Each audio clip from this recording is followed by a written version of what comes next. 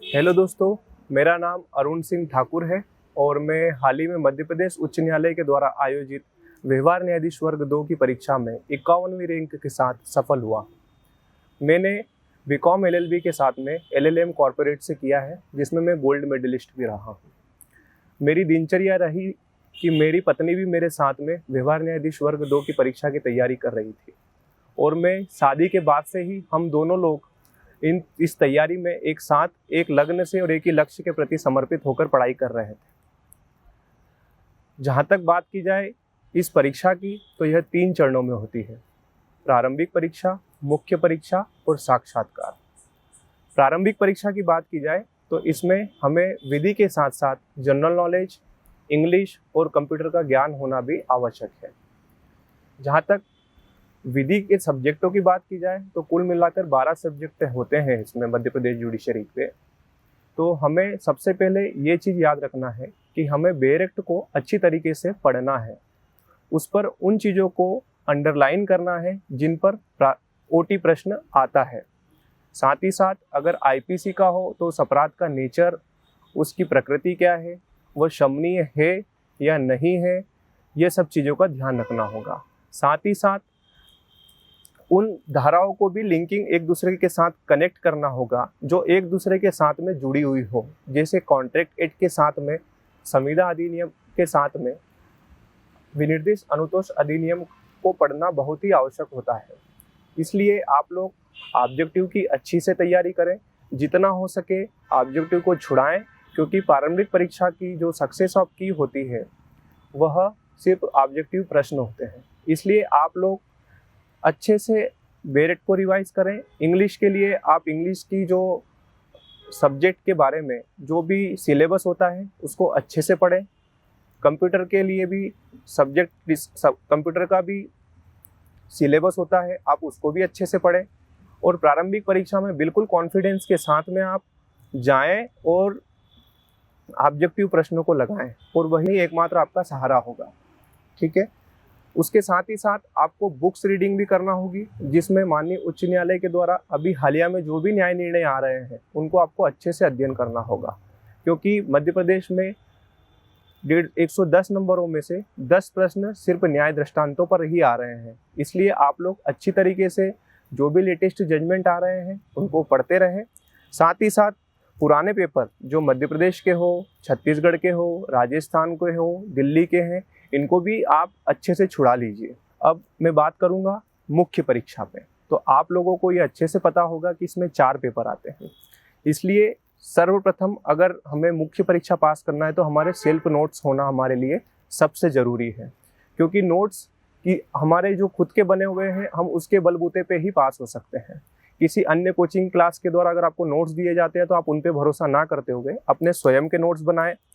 और जो 2 सब्जेक्ट होते हैं, पहला पेपर और तीसरा पेपर, क्योंकि ये मुख्य रूप से विधि के सब्जेक्ट होते हैं, तो जब हम प्रारंभिक परीक्षा की तैयारी करते हैं तो उसी के साथ साथ आप इन सब चीज़ों को भी ध्यान में रखें कि जब हम कोई सेक्शन पढ़ रहे हैं तो हमारा कॉन्सेप्ट यह होना चाहिए कि ये प्रारंभिक में किस तरीके से पूछा जाएगा, मुख्य परीक्षा में किस लिए पूछा जाएगा और साक्षात्कार में इस धारा से क्या क्वेश्चन बन सकता है। तो मेरी यही अप्रोच रही है मैं कभी भी किसी धारा को पढ़ता था तो मैं तीनों पॉइंट ऑफ व्यू से पढ़ता था कि प्रारंभिक परीक्षा में से ये प्रश्न इसमें से आ सकता है, मुख्य परीक्षा में से इसमें से 8 नंबर का प्रश्न आ सकता है या 4 नंबर का प्रश्न आ सकता है, साक्षात्कार में से इसमें क्या प्रश्न पूछा जा सकता है। तो ये सब चीज़ें आपको एक धारा पढ़ने के लिए आपको ध्यान में रखना होगी, क्योंकि मैंने जो है पूर्व में भी मध्य प्रदेश के 4 मेंस दिए हुए हैं और राजस्थान और छत्तीसगढ़ के भी मेंस दिए हुए हैं, तो मुझे इस चीज़ का बखूबी अनुभव है। और रही बात दोनों पेपरों की, तो इसके लिए आपको प्रैक्टिस करना बहुत ज़रूरी होता है। तो मैंने विभिन्न क्लासेस में जाके टेस्ट सीरीज़ की थी, क्योंकि मेरी पत्नी भी मेरे साथ में तैयारी कर रही थी। इसलिए हम लोग हमेशा सुबह उठकर 3 घंटे हमारी राइटिंग की प्रैक्टिस करते थे, उसके बाद कुछ घंटे ब्रेक लेकर, क्योंकि सेकंड पेपर में आर्टिकल राइटिंग होता है, समराइजेशन होता है, ट्रांसलेशन होता है, तो उसकी भी हम रोज़ प्रैक्टिस करते थे। साथ ही साथ थर्ड पेपर की भी, जो फर्स्ट पेपर की हमारी जो अप्रोच होती है वही थर्ड पेपर के साथ में होना चाहिए, लेकिन थर्ड पेपर मुख्य रूप से आपराधिक विधि का होता है। तो उसके लिए आपको ये चीज़ें ध्यान होना चाहिए कि उसमें प्रैक्टिकल क्वेश्चन किस प्रकार से आ सकता है, क्योंकि मैंने जिला और सत्र न्यायालय में और उच्च न्यायालय में स्वर्गीय जय सिंह साहब के सामने प्रैक्टिस की थी, तो मुझे उस चीज़ का बखूबी नॉलेज था कि ये प्रैक्टिकल एस्पेक्ट इन प्रश्नों में किस प्रकार से आ सकता है। तो आप अपनी अप्रोच मेरिट के साथ साथ में उन प्रैक्टिकल अप्रोच को भी अपनाएं। तो मेरा यही है कि पहले पेपर और तीसरे पेपर में आप जितना राइटिंग स्किल्स को अपनी बढ़ा सकते हैं, रोज लिख सकते हैं, वह करें। साथ ही साथ अब मैं बात करूंगा आपसे चौथे पेपर की, जो जजमेंट राइटिंग का आता है। मध्य प्रदेश में जजमेंट राइटिंग के बिना कोई व्यक्ति सफल नहीं हो सकता। जजमेंट राइटिंग के पेपर में आपको सर्वप्रथम ये चीज़ ध्यान रखना है कि आपको चार्ज और इशू के बारे में, चार्ज क्योंकि आपराधिक संहिता के और कुछ गिने चुने चार्ज होते हैं जो प्रथम वर्ग मजिस्ट्रेट के द्वारा सुने जाते हैं। तो इसलिए कुछ चार्जों को आप अच्छे से उनको ज़्यादा से ज़्यादा रिटर्न की जितनी प्रैक्टिस करेंगे उसकी आपको लैंग्वेज याद हो जाएगी कि इस धारा के इंग्रेडिएंट को हमको चार्ज में किस प्रकार लेना है। तो आप चार्ज पे अच्छे से काम करें। इशू के बारे में कुछ हमारे प्रोफार्मा होते हैं, उन प्रोफार्मा को अच्छे से ध्यान रखें, चाहे वो एसआरए का जजमेंट हो, मध्य प्रदेश एकोमोडेशन का जजमेंट हो या बी सूट हो। उसमें आपको जो भी इशू होते हैं वह एक जैसे होते हैं, समांतर होते हैं। तो आपको उन सब चीज़ों को अच्छे से याद करना है और जितनी ज़्यादा हो सके रिटर्न प्रैक्टिस करना है। निर्णय लेखन में आपराधिक एक निर्णय आता है जो 40 नंबर का होता है। उसके लिए आपको वही जो आप आरोप की तैयारी करेंगे, आरोप पत्र की तैयारी करेंगे, उसके साथ में आपको निर्णय की भी तैयारी हो जाएगी। इसलिए आपको जजमेंट राइटिंग में आपराधिक संहिता के जो भी निर्णय है उसको अच्छे से आप अध्ययन करें। और सिविल में भी कुछ प्रोस्पेक्ट होते हैं, उनको अच्छे से तैयारी करके आप जितनी ज़्यादा हो सके रिटर्न प्रैक्टिस करें। क्योंकि मैं आपको बताना चाहूँगा कि पिछले 4 मेंसों में मुझे मेरी गलती लगती थी रिटर्न प्रैक्टिस की, क्योंकि मैं रिटर्न प्रैक्टिस नहीं कर पा रहा था। उसके कारण मैं पिछले बार भी इंटरव्यू दे के आया और कुछ नंबरों से रुका था। इसलिए आप लोग, मेरा आपसे एक ही निवेदन है कि जितनी ज़्यादा हो सके अपने सेल्फ नोट्स को जितनी ज़्यादा हो सके पढ़ाई करें, अच्छे से उसको देखें, हर प्रोस्पेक्ट से उस प्रश्न को देखें और रिटर्न प्रैक्टिस करें। यही एक मुख्य परीक्षा का सक्सेस की मानी जा सकती है। अब मैं बात करूंगा आपसे साक्षात्कार के बारे में, क्योंकि साक्षात्कार जो व्यक्ति देता है उसे बहुत अच्छे अच्छे सपने आने लगते हैं कि वो एक न्यायाधीश की पोस्ट पर जाने वाला है। इसलिए इसकी तैयारी भी इसी तरीके से खुशनुमा माहौल में करना चाहिए। तो इसलिए आपको यह स्पष्ट होना चाहिए कि साक्षात्कार में अपने व्यक्तित्व का परीक्षण माननीय न्यायमूर्ति गण के द्वारा किया जाता है। तो बात की जाए व्यक्तित्व की, तो हम जितना ज़्यादा खुश रहेंगे उतना ज़्यादा हम मोटिवेट होंगे और अच्छे से अच्छे परफॉर्मेंस देंगे। इसलिए साक्षात्कार के लिए आप अपने विधि के सब्जेक्ट के साथ साथ अपना व्यक्तिगत विवरण के बारे में अच्छे से जानकारी रखें, हम किस क्षेत्र में रहते हैं उसके बारे में अच्छे से जानकारी रखें, हमारे आसपास क्या हिस्टोरिकल पैलेस है उसके बारे में अच्छे से जानकारी रखें, हम किस कम्युनिटी से बिलोंग करते हैं उसके बारे में अच्छे से जानकारी रखें। क्योंकि इंटरव्यू एक ऐसी चीज़ होती है जो आत्मविश्वास पर केंद्रित होती है, उसमें सिर्फ आपके आत्मविश्वास का परीक्षण किया जाता है। माननीय न्यायमूर्तिगण आपसे कुछ भी प्रैक्टिकल एक्सपेक्ट पूछ सकते हैं कि ये व्यक्ति घबरा तो नहीं रहा है प्रश्न पूछते हुए, प्रश्न का जवाब देते हुए, या इससे कुछ अगर प्रेशर आता है तो प्रेशर में अपना टेंशन में तो नहीं है या फिर गुस्से में तो नहीं आ रहा है, अपने धैर्य का भी परीक्षण किया जाता है। इसलिए आप जिज्ञासा और आतुर होकर साक्षात्कार के बारे में जितने ज़्यादा हो सके मॉक इंटरव्यू दें, अपने दोस्तों के साथ में तैयारी करें। क्योंकि हम दोनों, मैं और मेरी पत्नी दोनों इंटरव्यू में एक साथ गए थे। यह भी एक ईश्वर का योग था क्योंकि वो एक ही दिन हम दोनों का इंटरव्यू हुआ था। इसलिए हम दोनों लोग आपस में डेली 1 या 2 मॉक साथ में उसकी प्रैक्टिस करते थे और व्यक्तित्व का परीक्षण करते थे। और जो भी हम दूसरे से गलती होती थी वो हम एक दूसरे को शेयर करते थे कि आपकी ऐसी गलती है, आप बोलने में हिचकिचा रहे हैं, आपके मनोबल गिर रहा है। इसलिए इन सब चीज़ों को हम मॉक के जरिए अच्छी तरीके से सीख सकते हैं। इसलिए इंटरव्यू के लिए सबसे बड़ा मेरा आपसे एक ही कहना है कि आप बिल्कुल खुशनुमा रहें, अच्छी अच्छी चीज़ें सोचें, अच्छी अच्छी किताबें पढ़ें, विधि के साथ साथ में अन्य चीज़ों को भी पढ़ते रहें जिससे आप मोटिवेटेड होते रहें। अब मैं आपको अपने अनुभव से वो चीज़ें बताना चाहता हूँ जिसका आपको विशेष तौर पर ध्यान रखना है।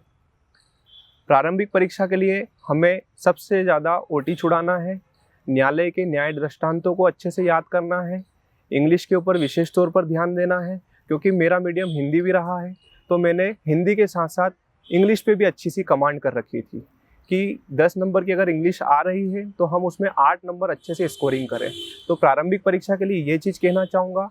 मुख्य परीक्षा के लिए आप जितना ज़्यादा हो सके रिटर्न प्रैक्टिस करें, क्योंकि मैंने पिछले 4 वर्षों से यही सीखा है कि हम लोग सिर्फ याद करने में ज़्यादा विश्वास करते हैं, कि हम ये लोग ये सोचते हैं कि जितनी ज़्यादा बार कोर्स को याद कर लेंगे हमें बिल्कुल वो एज इट इज़ हम लेके आ जाएंगे। लेकिन मैं आपको यही कहना चाहूँगा कि आप याद जरूर करें, लेकिन उस क्वेश्चन को अच्छे से फ्रेमिंग करके आप उसको अपने पेपर पे लिख के देखें कि वास्तविक रूप से मैं जितना याद कर रहा हूँ उसको उतार पा रहा हूँ कि नहीं कॉपी पे। क्योंकि हम लोगों की एक सामान्य तौर पे यही विचारधारा होती है कि बस मैंने सब्जेक्ट ख़त्म कर लिया है और अब मेरा सिलेबस पूरा कंप्लीट हो गया है और अब मैं बिल्कुल लिख के आ जाऊँगा। तो ये गलती मैंने पिछले 2 बार से की थी, लेकिन फिर मैंने जितना ज़्यादा हो सका रिटन प्रैक्टिस की। मैंने अगर मैं सुबह अपने दिनचर्या में अगर 10 क्वेश्चन पढ़ता था तो मैं उसे उसी 1 घंटे के बाद में उन 10 क्वेश्चनों को टेस्ट के रूप में लिखता था, जिससे मुझे ये फ़ायदा हुआ कि मुझे ये पता हो जाता था कि जो चीज़ मैंने याद करी उसमें से मैं कौन सी चीज़ भूल रहा हूँ। तो अगली बार जब मैं उसको याद करता था तो उस चीज़ पे फोकस ज़्यादा करता था कि मुझे जो याद है उसके अलावा मुझे क्या चीज़ छोड़ रहा हूँ।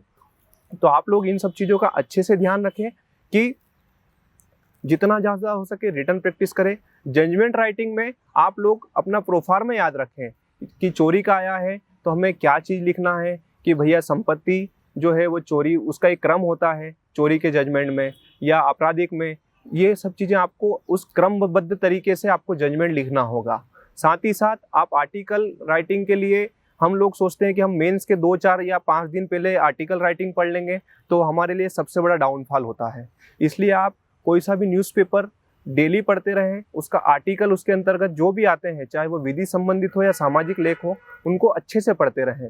क्योंकि माननीय न्यायालय के निर्णयों को हम अच्छी तरीके से कुछ वेबसाइट्स पे भी अच्छे से पढ़ सकते हैं, तो आप वो चीज़ भी ध्यान रखें। साथ ही साथ प्रैक्टिकल एस्पेक्ट अपना बढ़ाते जाइए और जहाँ तक हो सके आप कोर्ट भी जाइए, वहाँ का प्रैक्टिकल नॉलेज भी गेन कीजिए कि कोर्ट में क्या क्या तैयारियाँ, क्या क्या कार्रवाइयाँ होती है, किस तरीके के आवेदन लगते हैं। माननीय न्याय या अगर आप उच्च न्यायालय जा रहे हैं तो उसमें बेल एप्लीकेशन कैसे फाइल होती है या अपील कैसे होती है। तो ये सब चीज़ें आपको इंटरव्यू में काम आएगी कि जब माननीय न्यायमूर्तिगण आपका इंटरव्यू लेंगे तो वो उनका वही प्रास्पेक्ट होता है कि इस बच्चे को जो, क्योंकि वो डेली रूटीन जो उनकी होती है उसी के बारे में आपसे प्रश्न करते हैं और वो आप सिर्फ प्रैक्टिकल अप्रोच से ही सीख सकते हैं। इसलिए आप कोर्ट भी जाते रहिए, जिससे आपको ना केवल मुख्य परीक्षा के प्रैक्टिकल क्वेश्चन है उसमें मदद मिलेगी, साक्षात्कार में मदद मिलेगी। इसलिए आप साक्षात्कार देते रहें और साक्षात्कार जब आपका होता है तो आप ग्रुप में तैयारी करिए। जितने ज़्यादा लोग होंगे आपको इतना ज़्यादा फायदा होगा, क्योंकि हम लोग सोचते हैं कि मैंने सब्जेक्ट पूरा कर लिया है, लेकिन हर व्यक्ति का विज़न अलग अलग होता है, उसकी सोचने की उसका माइंड अलग अलग होता है कि कौन सा प्रश्न पूछा जा सकता है। इसलिए ज़्यादा से ज़्यादा हो सके ग्रुप में स्टडी करिए, मॉक देते रहिए। तो मेरा बस आप लोगों से सभी से यही निवेदन है कि आप सब चीज़ जो मैं मेरे अपने अनुभव से बता रहा हूँ उसको आप अच्छे से याद रखें, ताकि मैं आज 5वें अटेम्प्ट में पास हुआ हूँ, आप फर्स्ट अटेम्प्ट में पास हो जाएं। और मैं डीकेटी चैनल के माध्यम से आप सभी लोगों को बहुत सारी शुभकामना देना चाहता हूं कि आप लोग जल्द से जल्द इस परिवार में आएँ, ताकि देश और राष्ट्र की सेवा का आपको अवसर मिल सके। और मैं जेकेटी की सभी टीम को विशेष रूप से धन्यवाद कहना चाहूँगा कि इस प्लेटफॉर्म के माध्यम से हमें हमारे अनुभव शेयर करने का एक अवसर दिया है। उसके लिए मैं आप सभी लोगों का हृदय से धन्यवाद करता हूँ।